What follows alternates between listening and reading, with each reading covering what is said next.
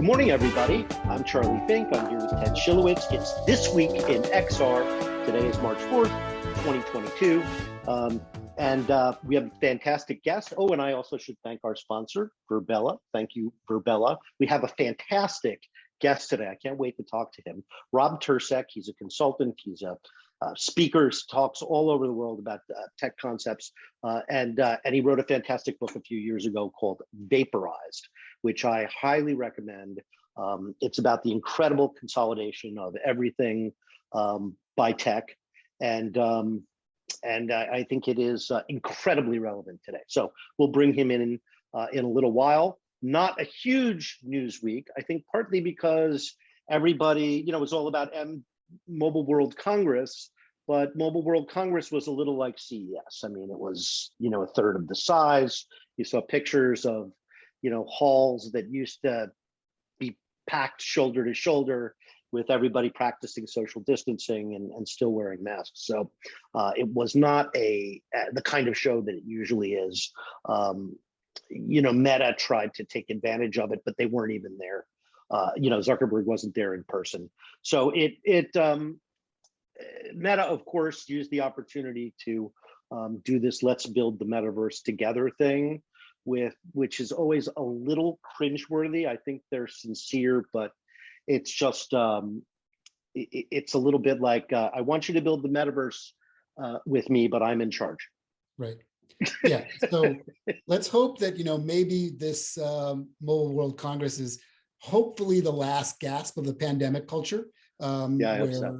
The in-person events at scale were still pretty restrained, and this maybe is the last one. I think NAB is coming up in a month, and maybe we'll see if it's a real NAB. We're hoping that no new piece of the puzzle drops on us, and we'll actually be able to do a full-on trade experience. And you're largely right about obviously the meta of meta and trying to find that group speak of come help us build this. But I think everybody's concerned it's a little disingenuous, right? It's come help us build our vision. Right. So I think that's also a valid point to be concerned about. I've watched the Meta movie come keynote from October with my students now for 2 semesters. Oh wow! And the one thing that people will say after watching it, because of course we watch Ready Player One and we read the book and we talk about that. The one thing everybody says is, "Oh, Metaverse, Facebook or Meta is building the Oasis. That is their vision." You watch the movie and then you watch the movie Ready Player One, and you're like, "Oh, this is their vision." Mm-hmm. So, obviously, I think their vision does not include dystopia. They'd like to have Ready Player One. They'd like the Oasis without all of the bad futurism, only the good futurism. It's sort of the Oasis channeled by Walt Disney. Right. A very good point. So moving on to other news, we had Dan O'Brien last week. Who's the general manager of HTC. We had a great conversation with him. But one thing he didn't mention to us was a pending announcement by HTC at Mobile World Congress. And we can speculate on why he didn't mention it. But they launched something they're calling Viveverse. Right, Viveverse, yes. So everybody's in on the verse, yeah. I have to say, I mean, they have been thoroughly thumped by the press, so it's a little bit like piling on, but I think that the Viveverse is everything you can do with a Vive headset.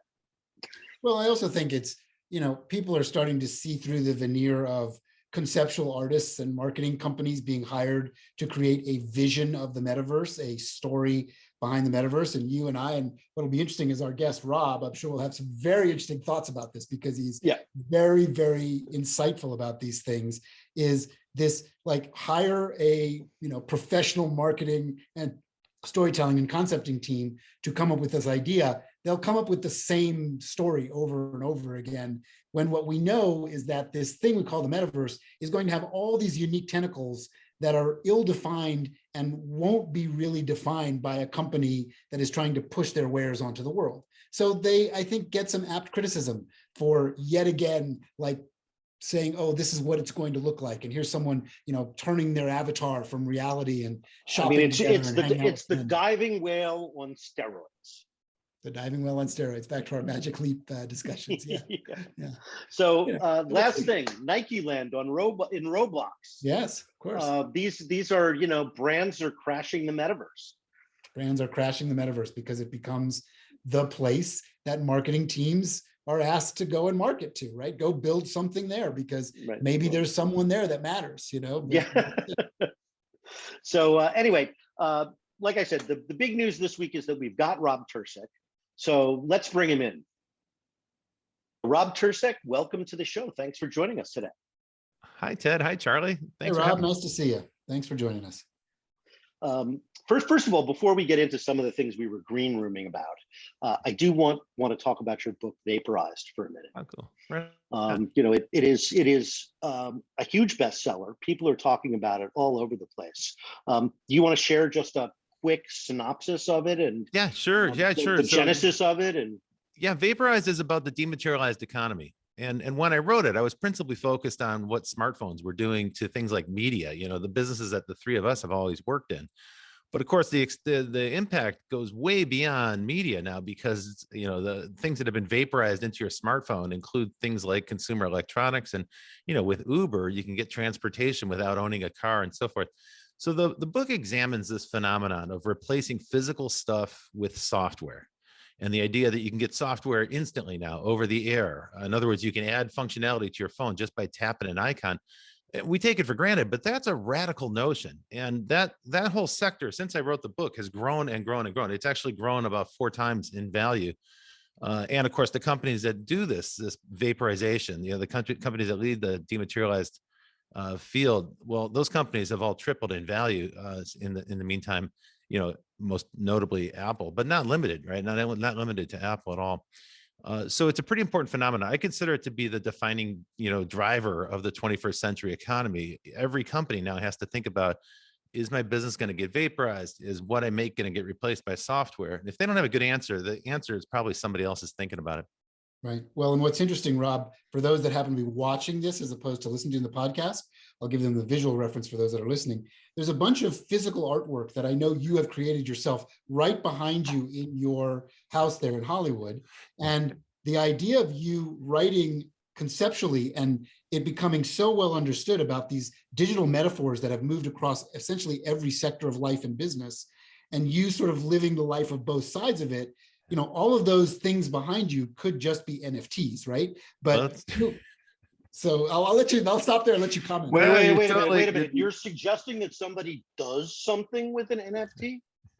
but it's totally true. Like I could represent every single one of those paintings as an NFT, and people have suggested it as well. For me, I'm not really that interested in doing paintings for money. It's a hobby, and it's important. I think if you work in digital media all day long, like the three of us do, I think you need to have some alternative. You have to have a way to kind of digitally detox. For me, it's playing piano, it's working out, and it's yoga or painting. Like those are my things, and they're all really like hands-on. Like they're very tangible.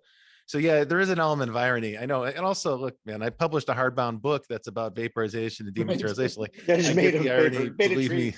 I've heard it all, but I would say, the digital sales completely outpaced the physical sales of the book, and I think that's true for almost every business book. I don't know if that's true for. No, it's totally true of my books. Across the board, even though they're AR enabled books, which I thought justified them being printed on paper. The truth is, I sell very few paper books. Yeah, right. They're all ebooks. I mean, I probably have 400 books on this iPhone right now. It's totally nuts. Because I'm a little bit addicted to digital media. That's why I have all these good practices.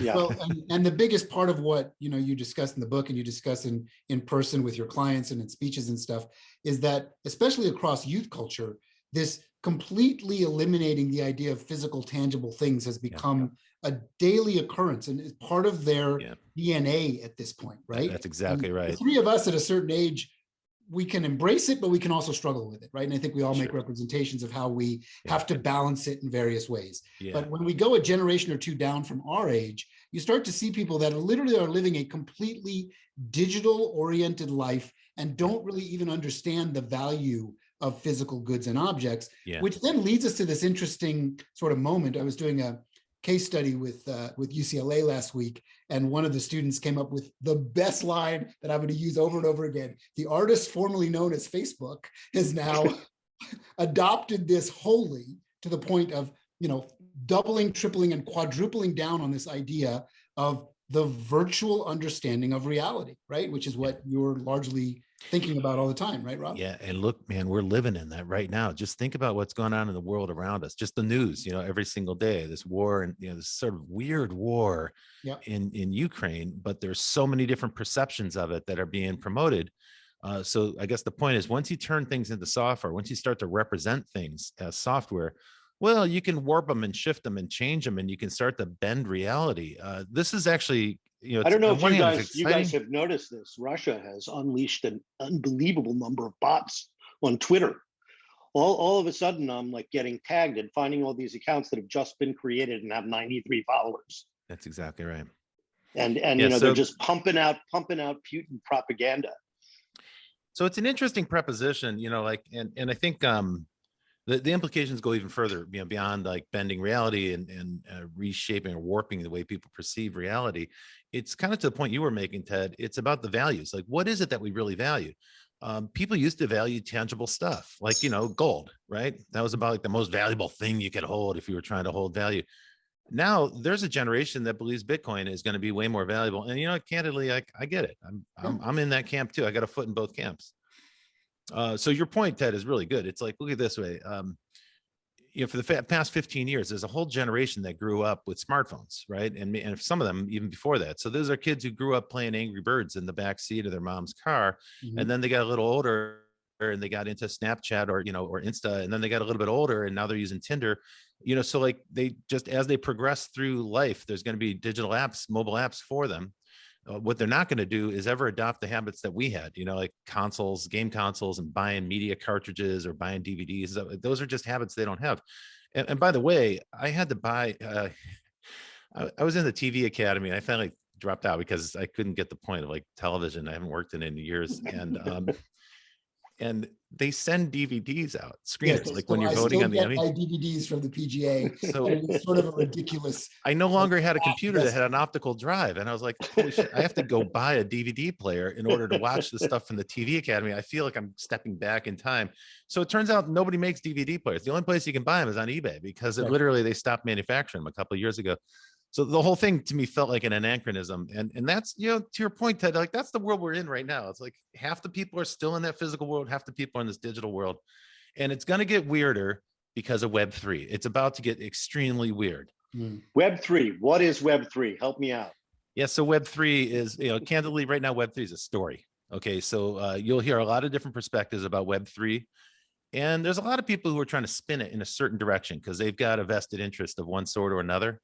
I spent quite a bit of time in the last couple of months trying to dig into this because while I'm interested in the idea and I'm open to the idea, there's also a lot of bullshit.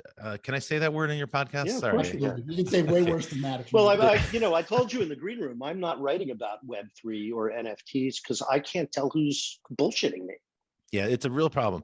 One of the biggest problems is it's easy to copy paste stuff from somebody who's legit and just stick it on your page. So, you probably have noticed this. I noticed this in the last 2 years that the quality of Google searches has dropped so much. Yeah, and part of that is just because for 20 years now, we've got a whole army of people who've perfected search optimization techniques. And then the second thing is, when you're talking Web3, we're going to touch on crypto. And anytime you get into crypto, there's a lot of people who have a lot of digital currency. They're pretty wealthy and it's pretty cheap to hire former journalists now. There's a lot of former journalists. Really? So you can put them on the payroll and have them just bang out copy that says how wonderful this crypto world is. And so if you do a Google search on these topics, what you're going to have to do is devote a fair amount of time to just filtering out stuff that's just not true or misleading or confusing. And the second thing is when you talk to people, this is another really important thing. I was at an event a week ago and there was a good lineup of speakers, but something happened that really troubled me. In the public speaking business, there's a kind of rule, which is you don't sell from the stage. It's considered kind of bad form to like be selling if you've gotten on it. You're either giving them like good information or you're a sponsor. You know, you don't want to get on stage and start selling. So they had a couple of experts on NFTs. I'm super interested. So I was like, oh, cool. And they were right before my thing. So I listened carefully to them.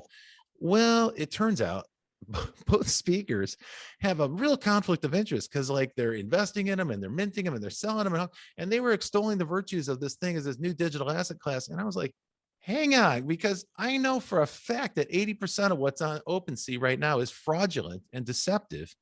How come they're not talking about that stuff? And I was really tempted to chime in, and I thought, all right, that would be uncool.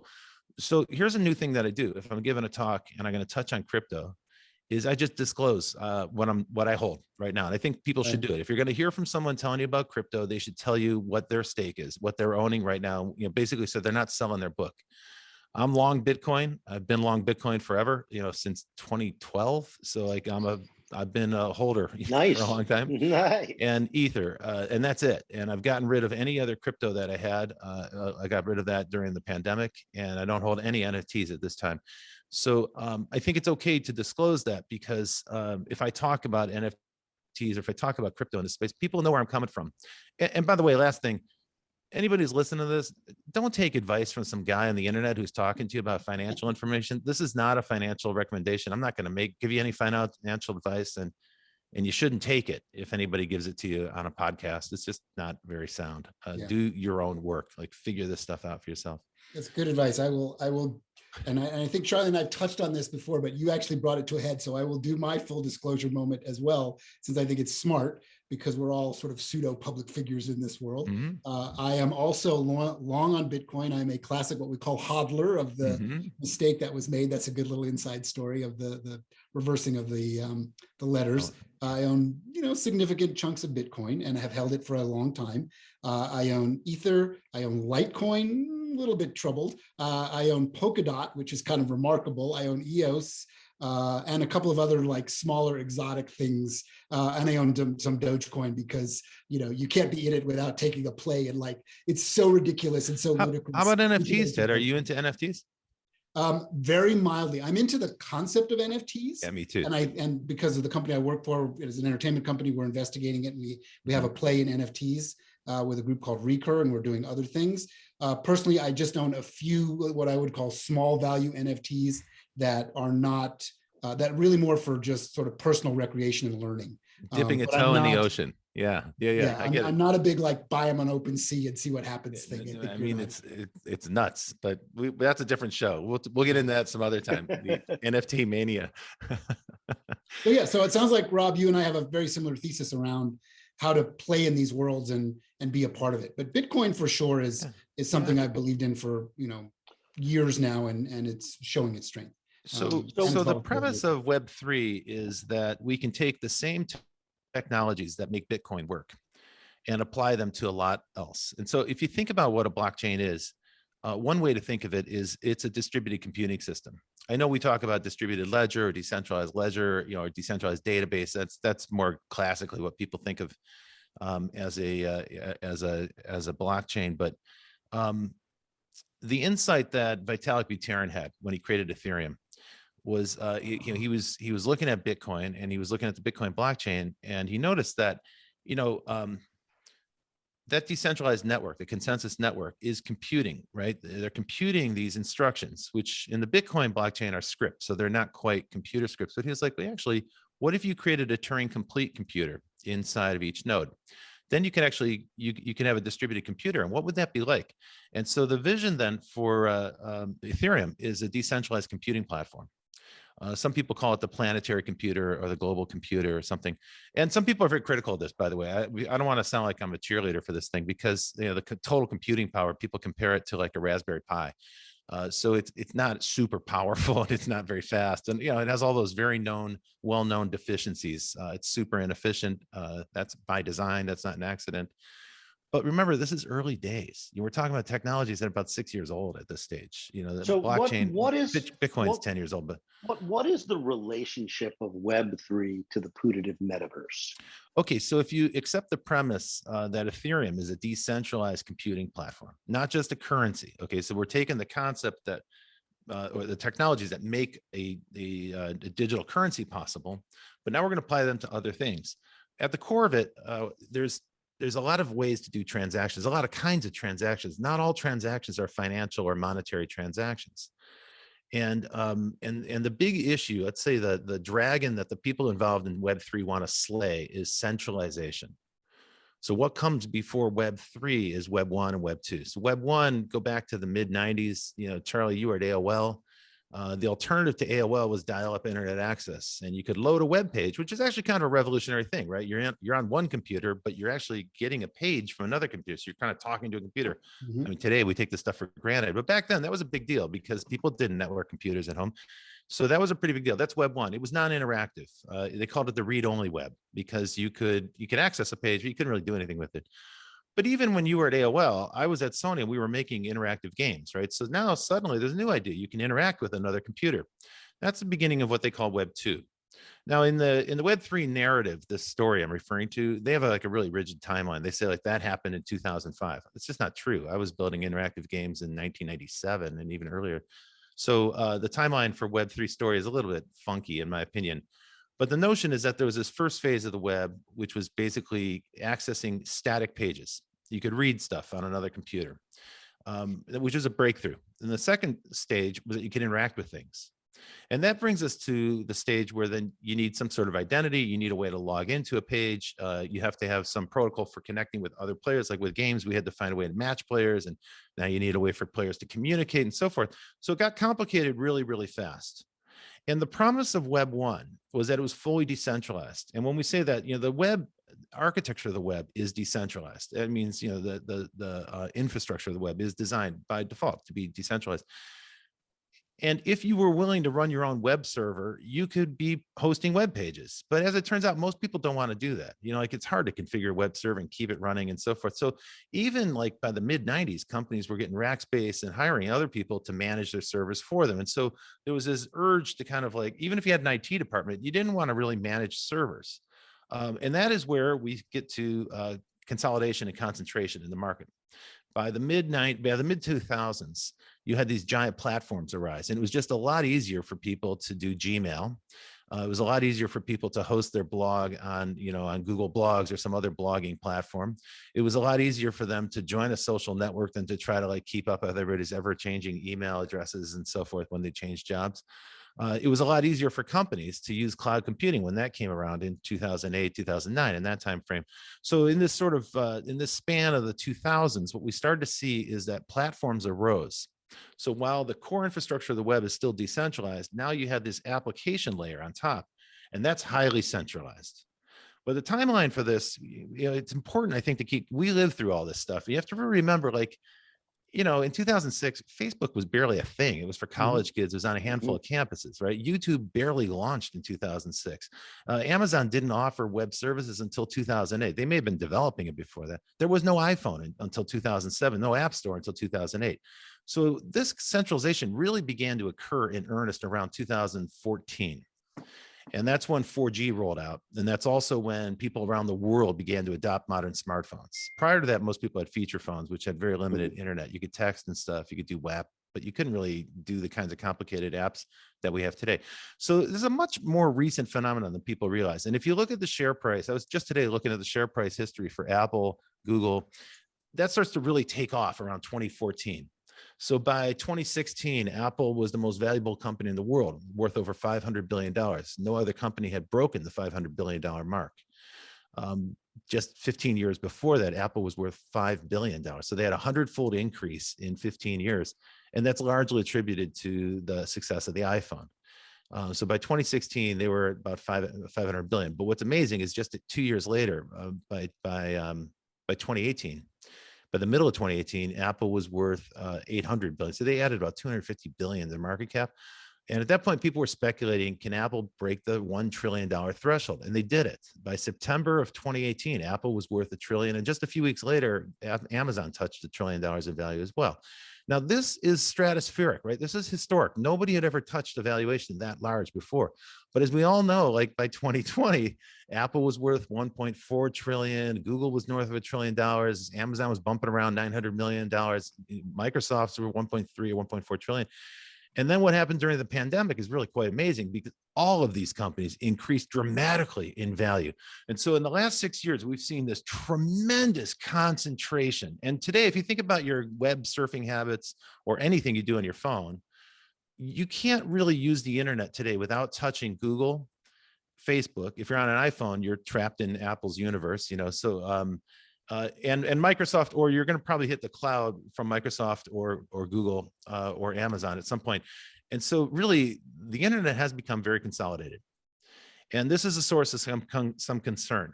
So for people, there's sort of a philosophical commitment to decentralization. And that's what's driving Web3. The idea then is we want to radically decentralize. We want to decentralize the infrastructure. We want to decentralize this application layer. We want to rip the power away from these companies. Why? Well, if Apple is worth almost 3 trillion today, it's just a matter of time before they're going to be worth 5 trillion. And then maybe 10 years from now, $10 trillion, right? It's completely conceivable. As nuts as that sounds, these are the most valuable companies in the world. And they're doing it by absorbing all of the other businesses.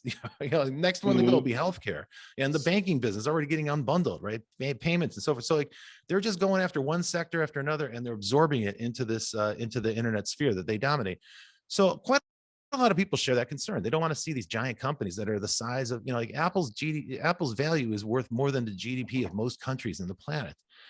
So that's a cause for some concern. Okay, so welcome to Web3. The principle, yeah, go ahead. I'm sorry. So let's pause there for a second, Rob. That's good. That's a great, amazing overview and very, very helpful.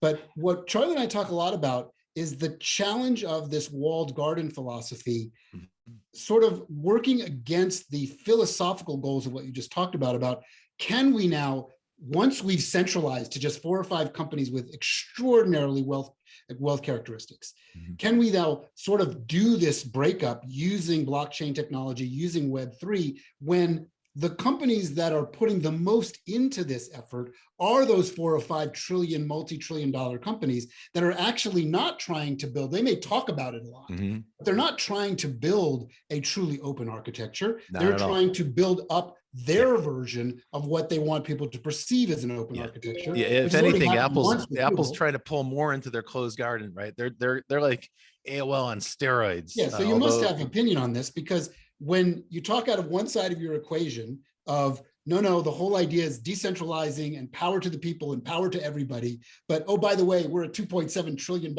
enterprise, and we're going to own it this way, and we're going to control it this way. Make no mistake, those companies have no interest in supporting this.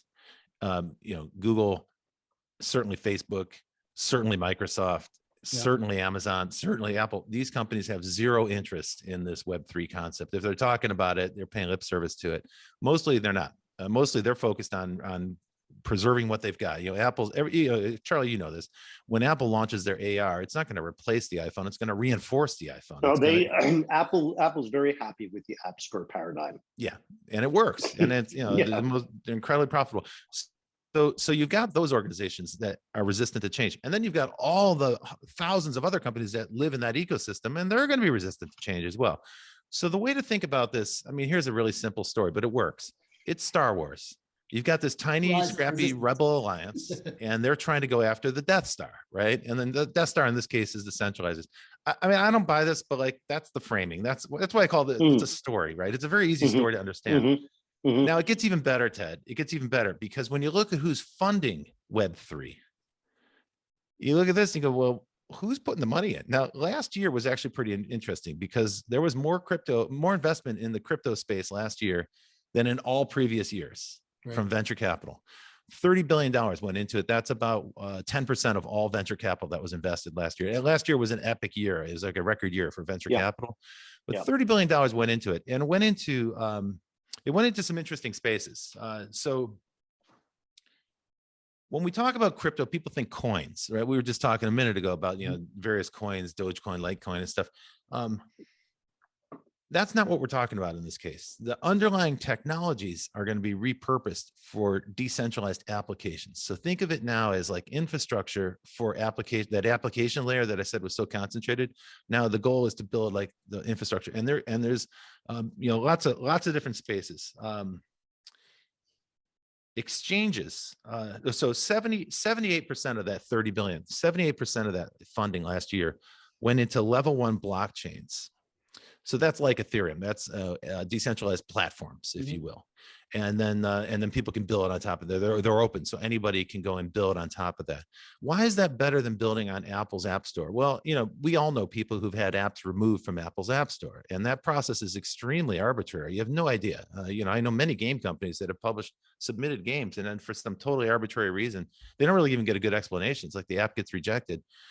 So that's the problem with the centralized control, is that a company can make an arbitrary or capricious decision, and you can get kicked out. Or like if you rely on APIs, companies will often open up APIs. Facebook famously, Twitter famously, and then they cut off the API, and all those developers who are building using the API, they're cut off, and like their business is gone. It's a devastating thing. So centralized platforms have a lot of control, and they can also go out of business, or they can get acquired. So if you've got a business that's built on top of somebody else's platform, you're at risk. So the idea of a decentralized app is that it's not controlled by anybody. Anyone has access to it. It's open source.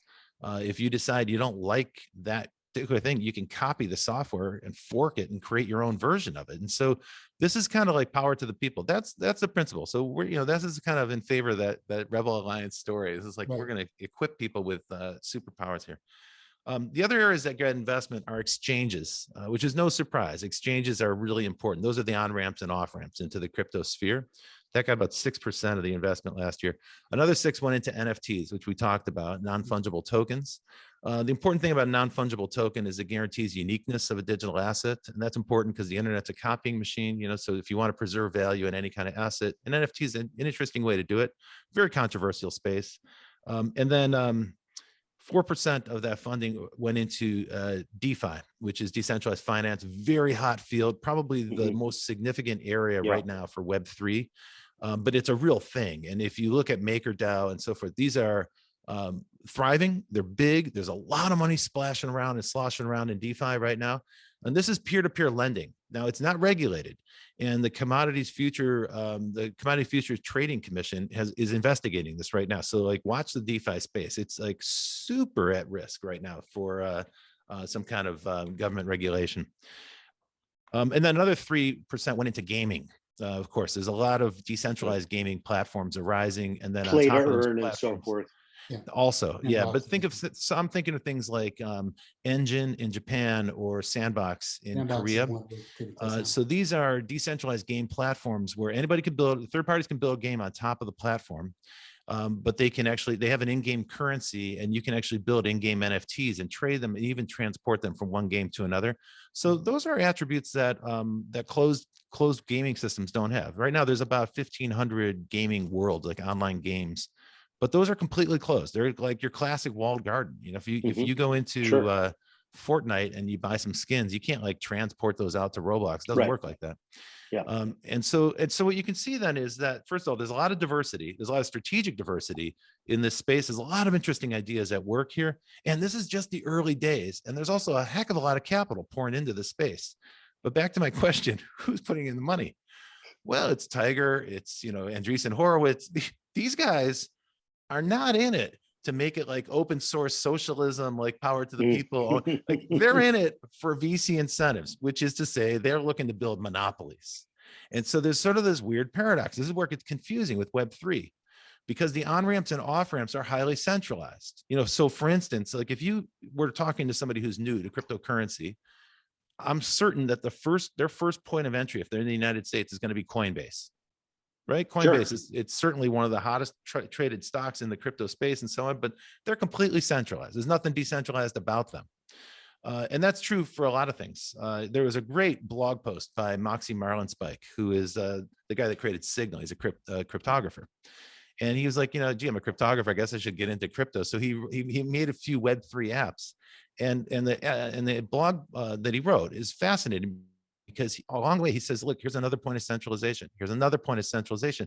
So what he noticed is, like, it's super inefficient for everybody to have to manage this stuff on their own. And so we're going to gravitate to services that make it easy for us, but that's a point of centralization. And we saw this week with the war going on in Ukraine. There were all these people who were protesting against the big exchanges like Binance, saying like, why don't you shut down the Russian oligarchs and not let them, use your exchange to turn rubles into cryptocurrency? We go, well, hang on. The whole point is decentralization. Why do these exchanges have so much power that they can decide who gets to access their money or not? What they actually do have that kind of power.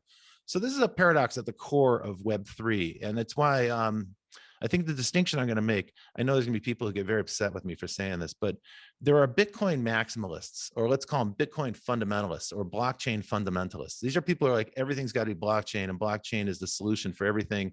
And if you have a hammer, every problem looks like a nail. And for these people, every problem requires decentralization.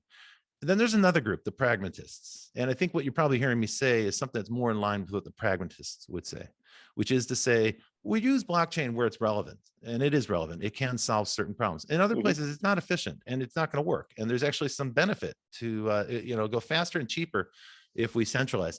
And so you're going to mix and match. The blockchain fundamentalists decry this and they hate it. And there's a bit of a religious war going on. I don't really have a stake in it one way or the other, so it's fun to watch.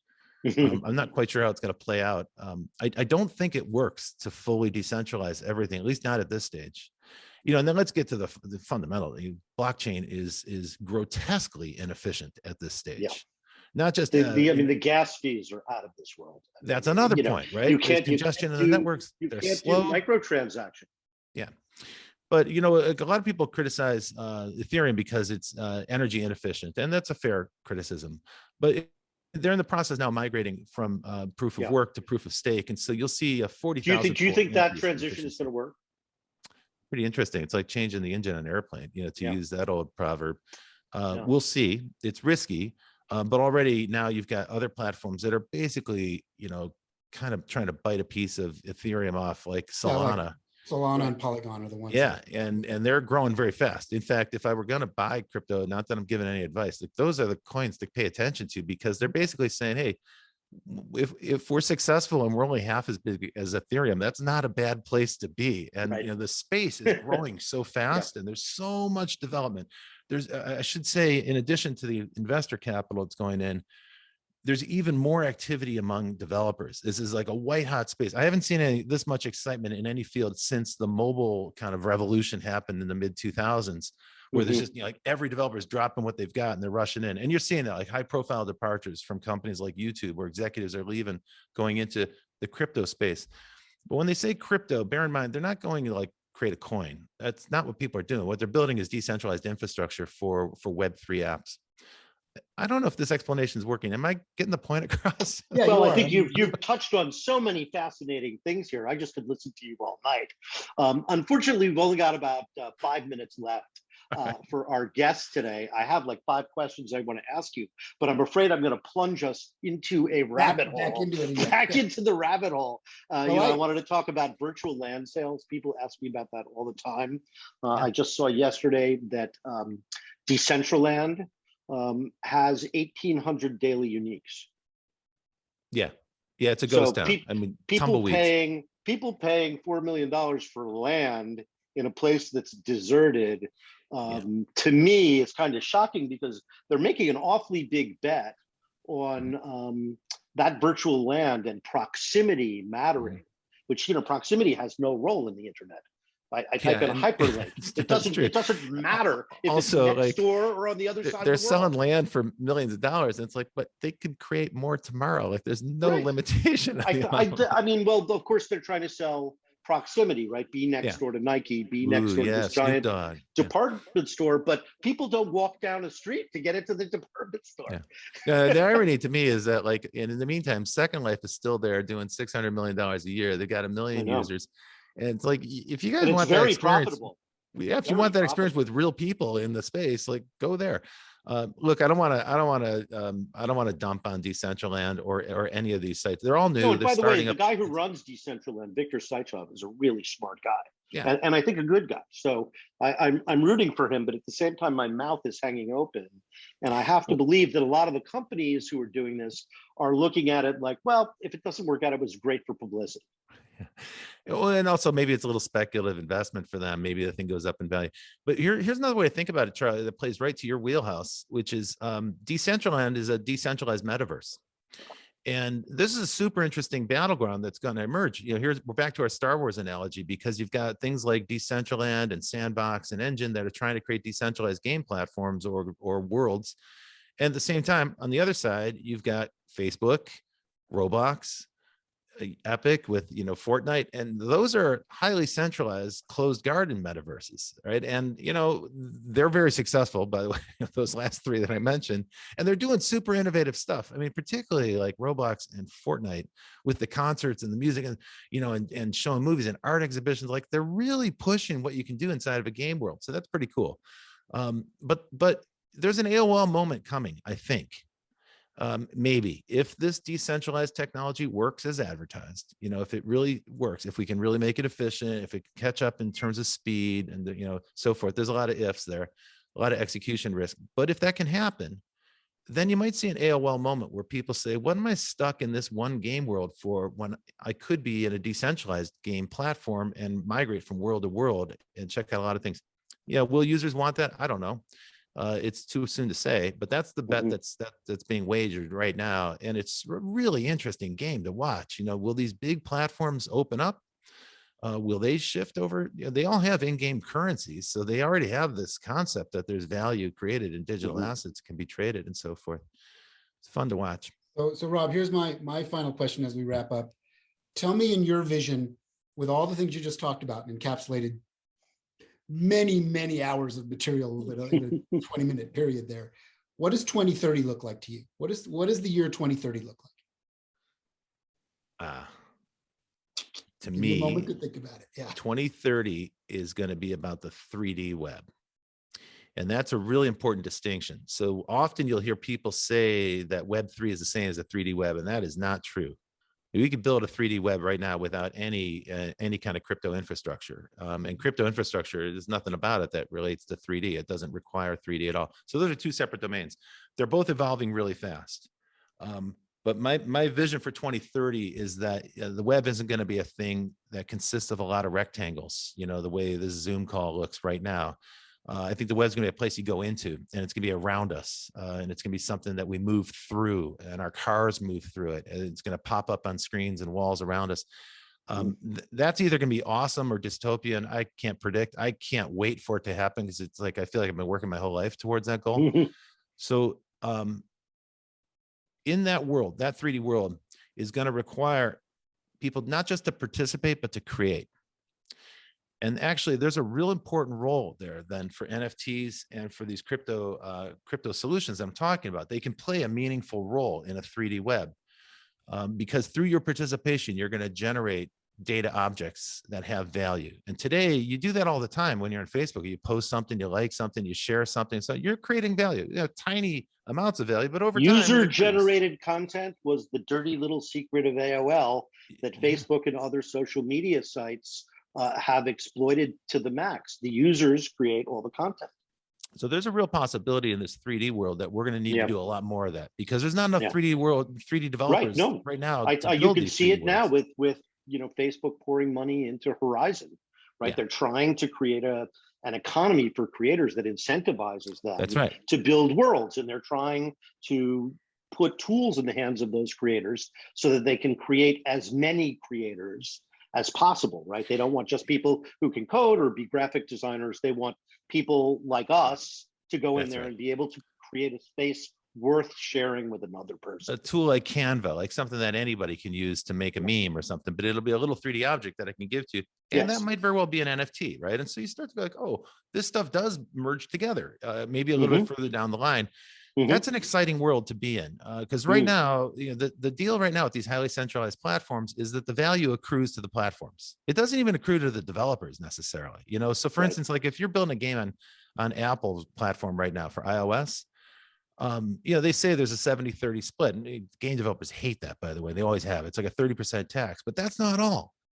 If you want someone to find your game, you got to pay Apple to promote the game. So all the profit that you make is going right back to Apple. So Apple gets the lion's share of that.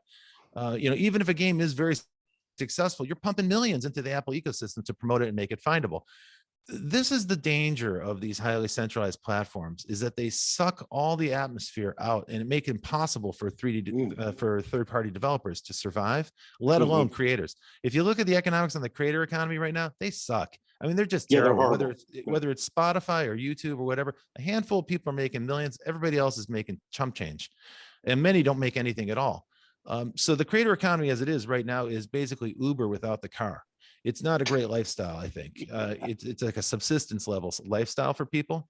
So if we can get rid of these middlemen, if the vision of Web3 works, that means there's more to share, right? There's more for the creators themselves to get. That's a really cool vision. And maybe that's a good note to end on. Like I said, I don't want this to be so critical of Web3. I want to enkindle a little bit of hope in people that this actually is going to be meaningful. And the notion there is that we're going to all be creating value in a 3D world. Maybe we can all participate in sharing that value. That is a great parting thought, Rob. Thank you so much for coming on. This has been a great conversation. It's great to see you, my friend, after 30 years. That's our show, everybody. Have a great weekend, and thanks for listening. Thanks, Rob. Thanks for joining us.